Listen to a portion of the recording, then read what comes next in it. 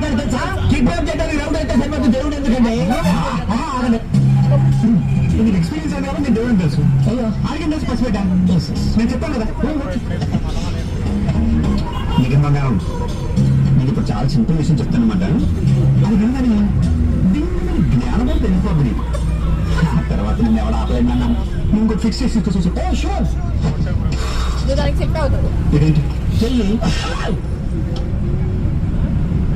ఇదేంటి చెయ్యి సౌండ్ రాట్లా. అర్థమైంది. I understood. అభయ హస్తం. నేనెవరు దేవుడు. ఇందాక చెప్పలే నేను ఎవరు కాదు తెలుసుకోవాల్సిందే. అంటే వాడు చెప్తే నాకు ఏమర్థం అవుతుందండి. మీరు చెప్పారు కాబట్టి అర్థమైంది. కంపెనీ కింద కూర్చోనా కూర్చోనానా అలాగే.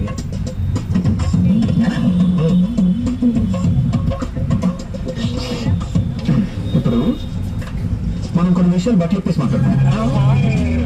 ఇంకో మా ఆవిడని ఇన్వాల్వ్ చేయకండి. నువ్వు లోపలికి వెళ్ళు. నువ్వు వెళ్ళవే లోపలికి వెళ్ళు.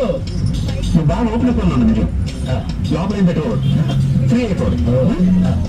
సుబ్బు నాన్నని జీతో పేరు కలిసి ఏం చేస్తున్నారు? ఏం చేస్తారు సార్, గొప్పోళ్ళు బిజినెస్ చేస్తారు. వాళ్ళ నాన్న దుర్గాప్రసాద్ గారు దేవుడు. ఆడ పెద్ద బోర్డు సార్. ఆ చూసే ఏదో పిల్లల్ని కట్టిపుచ్చడానికి అలా లాయర్ ఒకడు. సుబ్బుకి జీకే గారి కొడుకు పెళ్ళంట కదా. ఎక్కడో పెళ్లిలో కలుసుకున్నట్టున్నారు సార్. లేదా ఫస్ట్ ఆడికి పెళ్ళండి సార్. పెద్ద జఫాగాడు. రోజుకో దాంతో తిరుగుతాడు. ఇంకేమన్నా తక్కువ అనుకున్నాను సార్. రాజస్థాన్ లో కొనోటితో నిలుచుకుని 3 రోజులు తిరిగి వచ్చింది. చూసుకొని తీసుకురావాల్సి వచ్చింది. ఓపెన్ గా మాట్లాడినా కొడతారేం సార్? తిరిగి నాతోనే మరి. ఓహో, చెయ్యి అక్కడే ఉండి చెడ్డ పగిలిపోతుంది. ఎలాగంటారు? అడగకూడదు, చెప్పాలి. నాకేముంటాయి సార్, ఏవో చిన్న చిన్న కోరికలు. మా ఆవిడ తెలియకుండా ఇది చిన్న సెటప్ మెయింటైన్ చేద్దామని.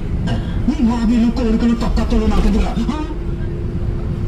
ఆ జీకే గారి బాగా ఏం తక్కువ పెట్టాడు. Just watch this. I just come here. Going to plastic glass.